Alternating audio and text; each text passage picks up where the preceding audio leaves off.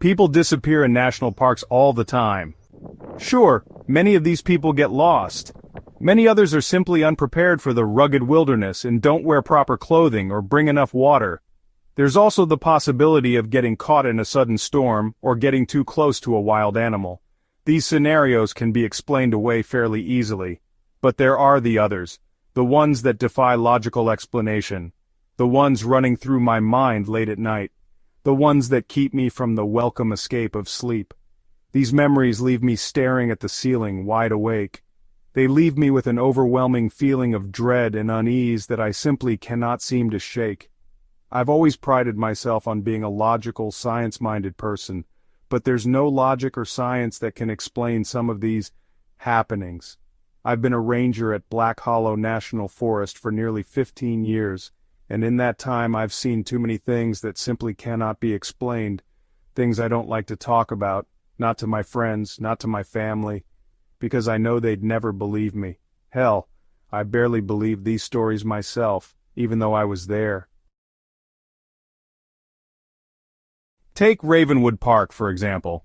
About 8 years ago, a man named David and his fiancée, Melanie, were camping there. They were experienced and cautious, the kind of people you wouldn't expect to run into trouble. Around dusk on their second day, while David started a fire and began to prepare their dinner, Melanie walked down the hiking trail near their campsite to gather firewood. 20 minutes passed, then 30. David began to worry. He started off down the same trail, calling her name as he went. When he didn't receive a response, he searched the immediate area, continuing to call for her. He frantically radioed us after about an hour of searching with no luck. As we were in the area, we arrived at their campsite within the hour and started searching. The dirt on the trail was still fairly soft from a recent rain, and we were able to easily spot her footprints leading away from their campsite. But strangely, after about 50 yards the tracks just stopped. There were no signs of her doubling back, no indication of a struggle. It was as if she'd been plucked off the ground and simply disappeared into the ether. We searched non-stop for several days. The only thing we ever found was her bright pink scarf neatly folded on a low-hanging branch of a long-dead oak tree. It was found a couple miles from their campsite and was well off the hiking trail she'd been on. Strangely, it wasn't torn or dirty. It was as if someone had placed it there deliberately, as if they wanted us to find it. Beyond that, nothing else belonging to Melanie was ever found. David was absolutely devastated and stayed in the park for weeks, pleading for answers and hiking the trails, determined to find her. Eventually, defeated and broken-hearted, he gave up and left. I don't think he ever truly accepted she was gone. Then there was a young man named Caleb. He and his dad were hiking in Wraithstone Canyon, a remote and rarely visited section of the park. According to the father, Caleb was walking about 20 feet ahead on the trail when he rounded a bend and simply vanished. Initially, the father thought Caleb was just playing a prank on him and was hiding behind a shrub or rock. Except there were only a couple of rather sparse shrubs. The rest of the area was rocky and barren, with steep cliffs on either side. Panic set in as the father realized his son wasn't hiding after all because there wasn't anywhere to hide. Caleb had simply disappeared into thin air.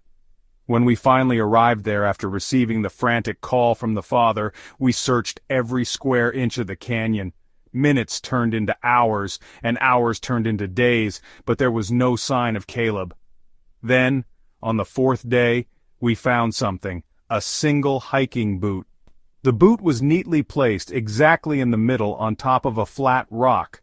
The father confirmed it belonged to Caleb, but it looked strangely new and unworn. It appeared as if it had been taken off intentionally and set there. No tracks, no other belongings, no sign of a struggle, just that one lone boot displayed on top of the rock, sitting in the middle of nowhere.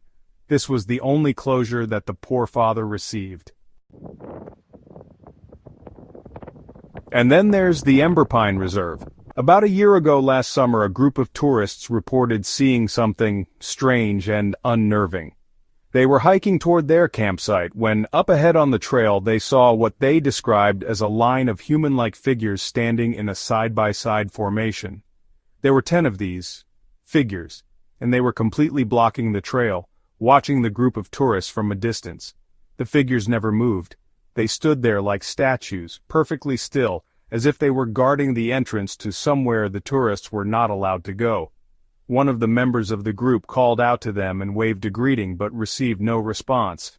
Unsure of what to do and unwilling to confront the strange figures, the tourists decided it would be best to take a different route to their campsite. They hurriedly set off in the other direction. One of the tourists, a man named Ethan, became strangely obsessed with the shadowy figures they'd seen.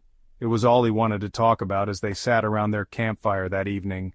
That night he wasn't able to fall asleep. He kept waking up his friends by muttering about hearing whispers. He insisted on showing a couple of his friends the oddly shaped footprints circling their campsite. They finally got him calmed down and back in his tent, then went to sleep themselves.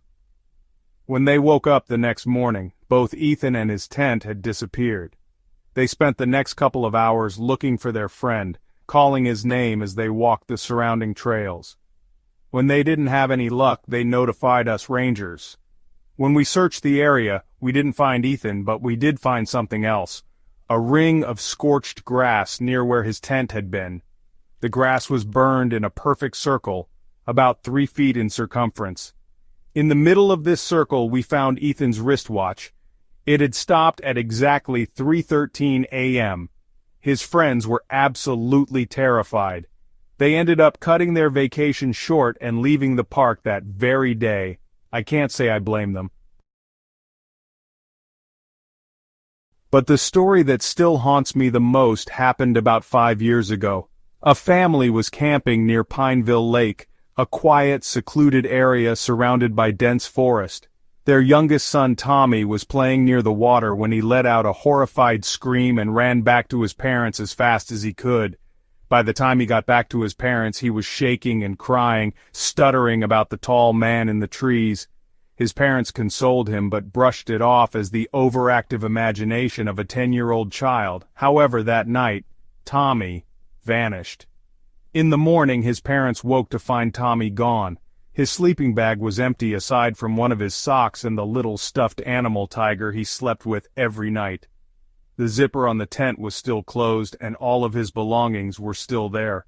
There were no footprints outside the tent, though the ground was still soft from a recent rain.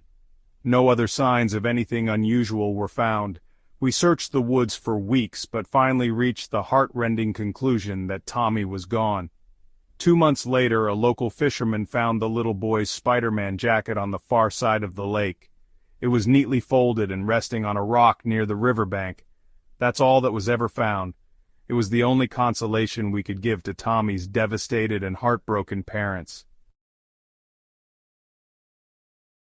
Once we found a woman named Erica wandering the woods miles from where she was reported to have gone missing several weeks prior. Her appearance was shocking. She was barefoot, her clothes were torn and dirty, her skin was deathly pale, her eyes sunken and haunted. When we asked Erica what had happened, she just started shaking and whispered softly, It's watching us. She kept staring into the trees, though when we followed her gaze, we saw nothing out of the ordinary. Seconds later, a small moan of terror escaped her lips and she took an involuntary step back in what appeared to be fear. She slowly turned to us and spoke quietly, as if she were letting us in on a secret. It doesn't want you to be here. You should leave now. Her eyes were wide and unblinking as she whispered the warning. We never found out what it was, and I'm not sure I want to know, but I've learned to trust my instincts out here. If a trail feels wrong, if the air is too still, or if I hear that low humming sound that seems to come from everywhere and nowhere all at once, I turn back, immediately. I'll even admit to running away in terror as my memory replays the things I've seen, like snapshots from a horror movie urging my feet faster and faster over the tree roots and rocks lining the trail. I have to remind myself, these woods, they don't follow our rules. Our rules don't matter out here. We don't matter out here. I tread carefully now, hyper-aware of my surroundings.